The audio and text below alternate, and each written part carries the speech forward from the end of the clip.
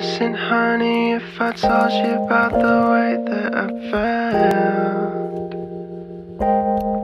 Gardenia is life, you guys. I wouldn't waste a minute if I had you all to myself.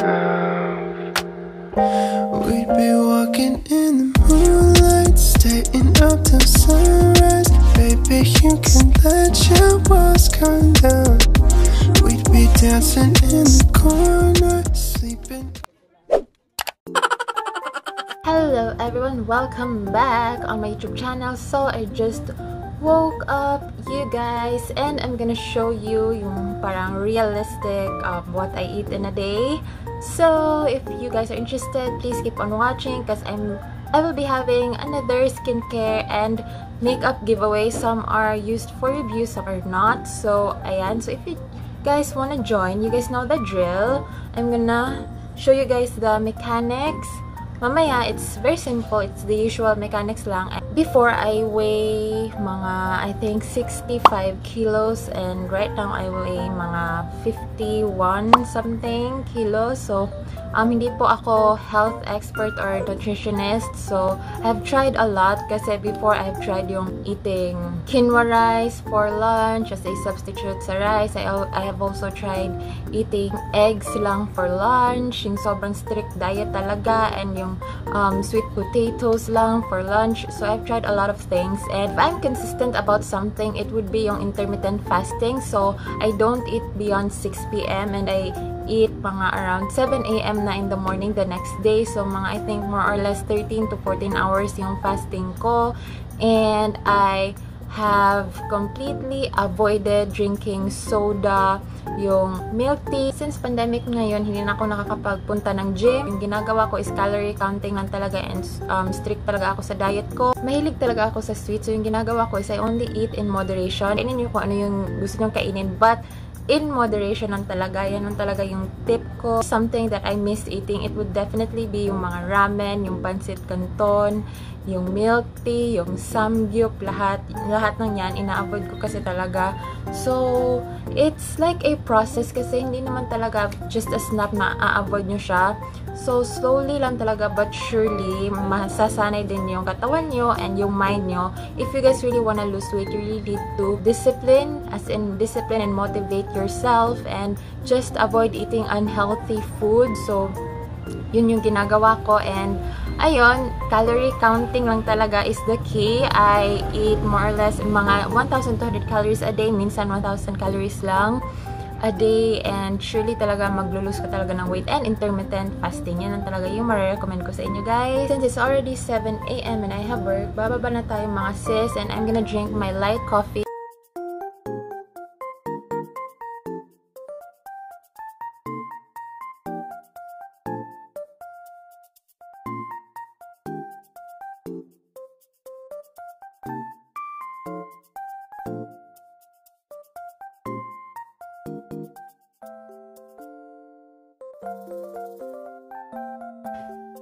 So guys, I'm gonna mix my coffee with the soya low sugar non-dairy milk.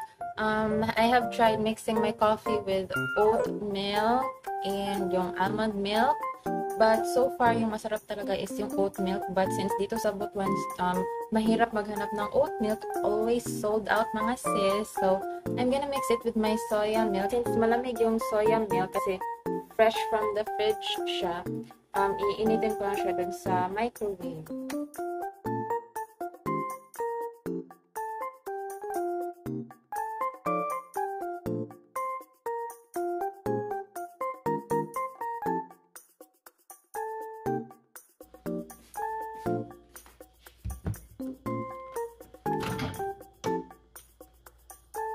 So, ayan, ima-microwave lang natin siya for 1 minute. So, ayan guys, we do have gardenia. Most of the time, yung breakfast ko lang is banana and coffee.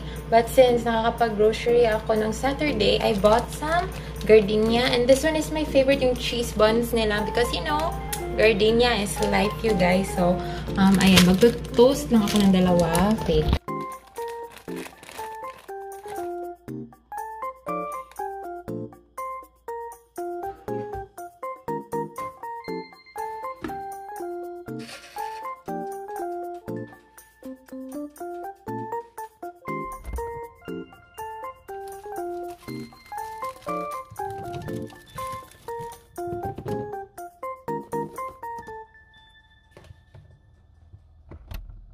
So, habang nagto-toast yung bread natin, I'm gonna prepare my lunch. So, as you guys can see, right here, my boyfriend made some carbonara para meron akong makain for lunch. Kaya, itong whole tub na to, tinitipid ko siya. Usually, yung lunch ko are just leftovers from last night's dinner. But since meron akong carbonara, ito na lang muna yung kakainin ko for lunch. So, habang nagto-toast yung bread natin, let's prepare for lunch.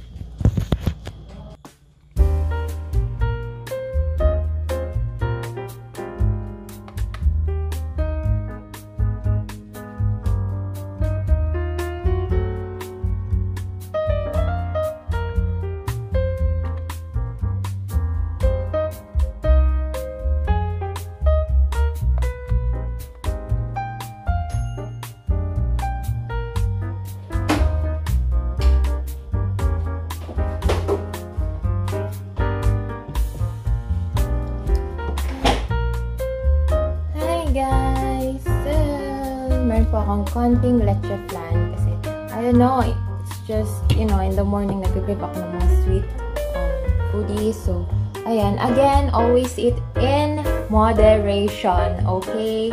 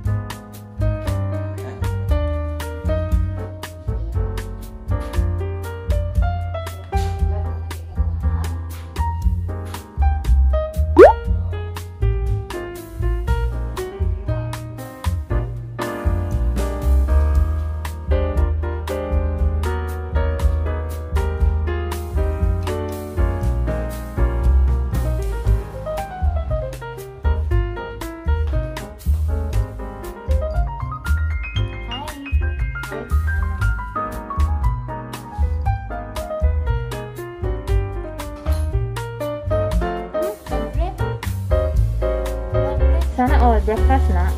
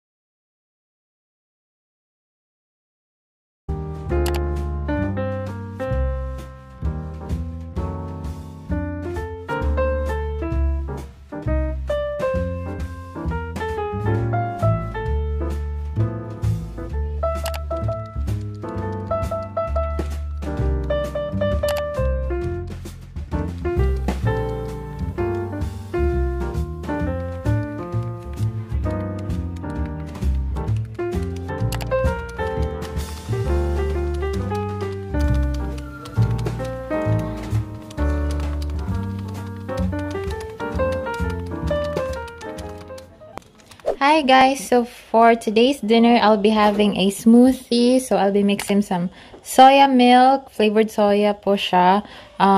You guys can mix yung pure soy milk.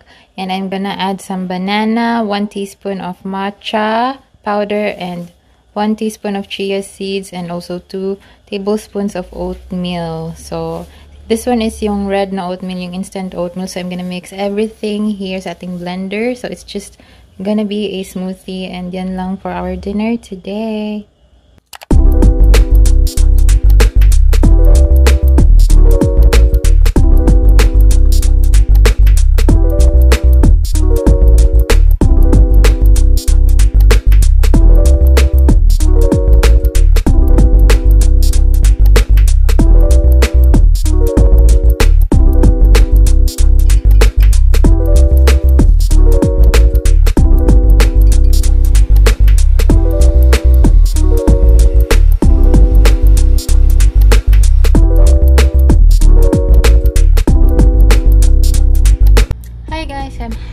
Dinner, so it tastes so good, as in like malalasahan mo yung chia seeds and yung mix of oatmeal and especially yung banana. So it tastes so good and it's kind of sweet and it's healthy. So I hope you guys could try this one out. Yung matcha powder kasi it has a lot of antioxidants, so sobrang healthy din ng matcha, kaya I put a little bit of matcha. But since overpowering yung flavor ng banana, masarap po siya. Hindi po siya kind of bitter. Kung ano talaga yung flavor ng matcha. Because yung matcha kasi, it's kind of bitter. So, because of the banana and the soya milk, na-overpower nila yung taste ng bitterness ng matcha. So, I just put a little bit of ice. Sobrang sarap niya. I swear, sobrang healthy pa. So, I hope you guys could go try it out. Hi guys, so that's it for today's video. If you guys loved it, and if you do, please hit the like button, and if you haven't subscribed to my channel, please subscribe on my YouTube channel. So I'm gonna show you guys the prizes for our giveaway. So ito pa yung prizes. This is, I think this one is a serum from Haru Haru. This one is a serum from Anua. I'm not quite sure dito if it's a toner or a serum. And this one is a sleeping mask. I think this one is a moisturizer and a cleanser. And we also have here a parang eyeshadow palette underneath.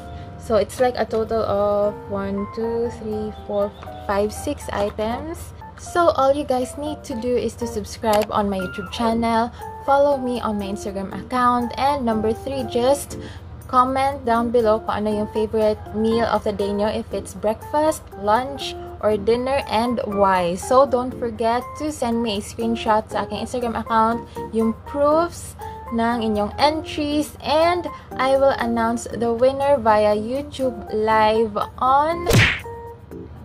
Yes, and please, I hope you guys are present sa aking YouTube live kasi magpapa-mini games na naman ako, and para valid yung entries nyo. Kasi if hindi kayo present sa YouTube live, I'm going to announce another winner. So ayan, that's it for today's video. If you guys loved it, and I'll see you guys on my next video. Bye!